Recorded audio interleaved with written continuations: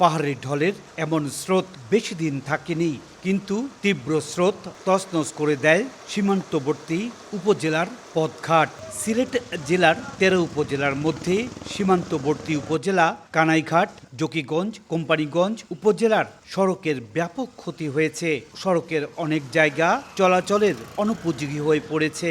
রাস্তা দিয়ে বাঙ্গার থেকে গাড়িগুলো চলতেছে না, রাস্তা খুব অসুবিধা করতেছে। অনেক প্যাসেঞ্জারও অসুবিধা হয় এবং গাড়ি ঘোড়াতে অনেক কাম হয়। এতে প্রতিনিয়ত যানবাহন নষ্ট হচ্ছে, ভাড়াও গুনতে হচ্ছে বেশি।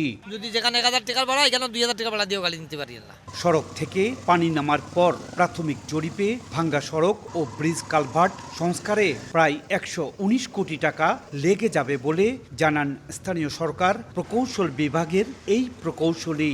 এখনো আবার পানি আসছে, সেক্ষেত্রে এই পানি নেমে গেলে আমরা আমাদের অ্যাসেসমেন্টটা সম্পূর্ণভাবে করতে পারব।